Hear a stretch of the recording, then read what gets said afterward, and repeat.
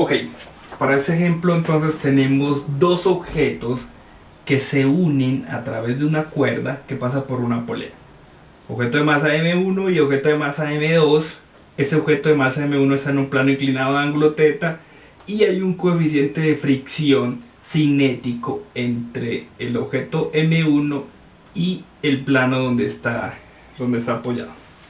Entonces en el diagrama de cuerpo libre tenemos para m1 que está la normal, aquí hay una fuerza de tensión, ¿vale? Aquí una fuerza de tensión que lo jala hacia abajo. Como va hacia abajo, entonces hay una fuerza de fricción hacia arriba, fuerza de fricción. Y además está la fuerza de atracción gravitacional, M1G, el peso del objeto. Para M2, entonces para M2 tenemos la misma fuerza de tensión, porque es la cuerda ideal que pasa de un lado a otro suavemente. Entonces se transfiere la tensión aquí, acá. Esa es una acción-reacción básicamente. Aquí está. Tiene la misma magnitud. Y hacia abajo la fuerza de atracción gravitacional, M2G. Entonces en el diagrama de cuerpo libre de este objeto tenemos aquí normal en esta dirección, fuerza de fricción en esta dirección, M1G en esta otra dirección y la tensión en esta dirección. Y para M2, entonces su diagrama de cuerpo libre queda, M2 está aquí, entonces hacia arriba la tensión y hacia abajo M2G.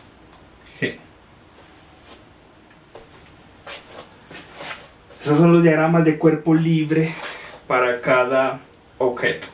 Entonces para el objeto M1, entonces él se desliza por este plano. Entonces tenemos en esa dirección su eje X y perpendicular al eje X está el eje Y. Eje Y positivo, eje Y negativo, eje X positivo, eje X negativo. Y para M2, entonces M2 se mueve hacia abajo, entonces tiene su eje X hacia abajo. Listo.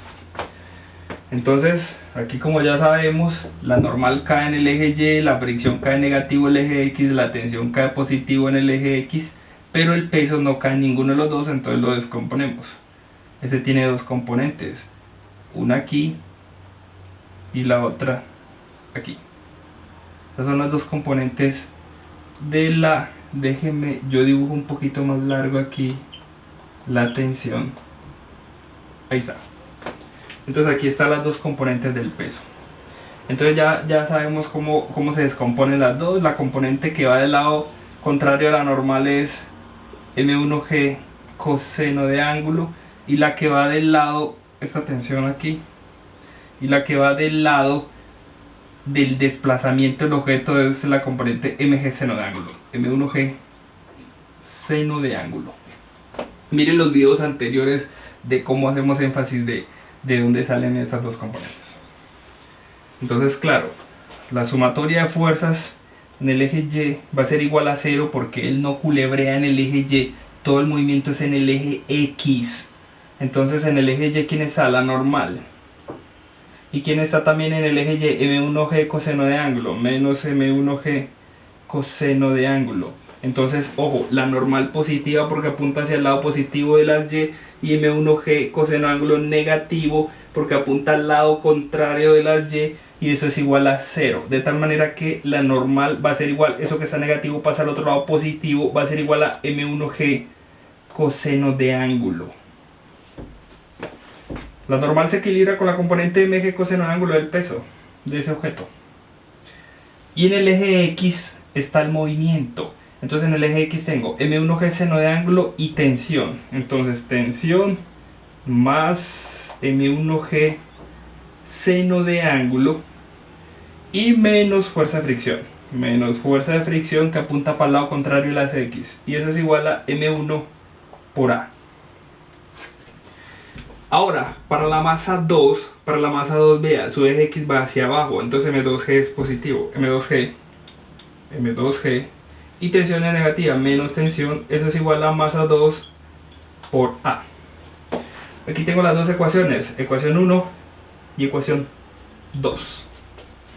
Entonces, sume esas dos ecuaciones. Al sumarlas, lo que hacemos es sumarlas porque aquí tensión está negativa y tensión está positiva, se cancela.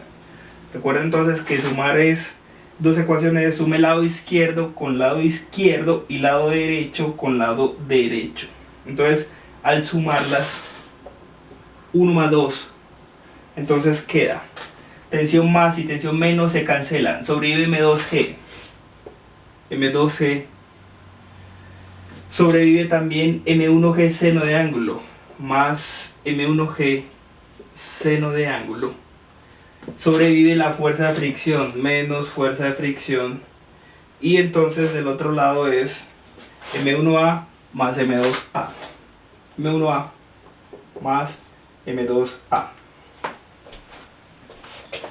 Pero habíamos dicho que la fuerza de fricción es igual al coeficiente cinético μ por la normal. Ese coeficiente cinético por la normal en ese plano inclinado, aquí se equilibra con M1G coseno de ángulo. Entonces la fuerza de fricción es igual a μ por M1G coseno de ángulo. Y la reemplazo aquí, porque aquí todavía estaba pendiente la fuerza de fricción. Entonces me vale esto. Entonces reemplácela. Entonces queda M2G más M1G seno de ángulo menos fuerza de fricción, pero la fuerza de fricción es esto, μ M1G coseno de ángulo. Y del lado derecho, entonces aparece la aceleración aquí y aquí, sale el factor común, aceleración que multiplica M1 más M2. M1 más M2. Es como factor común. Entonces de ese lado, saque factor común G. G que multiplica a M2 más M1 seno de ángulo menos μ M1 coseno de ángulo, y este combito de masas, masa 1 más masa 2, que está multiplicando a la aceleración, pasa al otro lado a dividir M1 más M2. Eso es igual a la aceleración. Claro que para que el objeto se pueda mover por aquí hacia abajo, ese tiene que ser lo suficientemente másico y la fricción tendrá que ser lo suficientemente pequeña para que eso pueda deslizar por ahí. Eso no quiere decir que cualquier objeto que yo ponga aquí y aquí enseguida va a deslizar por ahí para abajo. No, no, no. Se tiene que cumplir una condición. ¿Cuál es la condición? Para que eso deslice por ahí para abajo, la aceleración tiene que ser mayor que 0. Claro. Si es mayor que 0, pues habrá algún numerito de aceleración, entonces esto irá bajando por aquí, sea 0.001 metro por segundo cuadrado. Con eso es suficiente para que eso empiece a deslizar.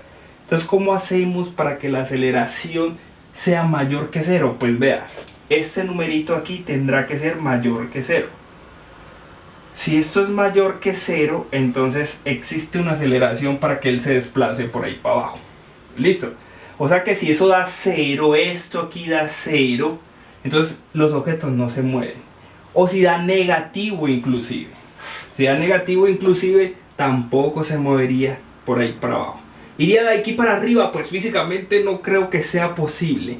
Entonces, la única condición para que haya desplazamiento por aquí para abajo es que todo esto, cuando usted lo opere y reemplace los numeritos, dé un resultado mayor que 0. En ese caso, habrá movimiento por aquí hacia abajo.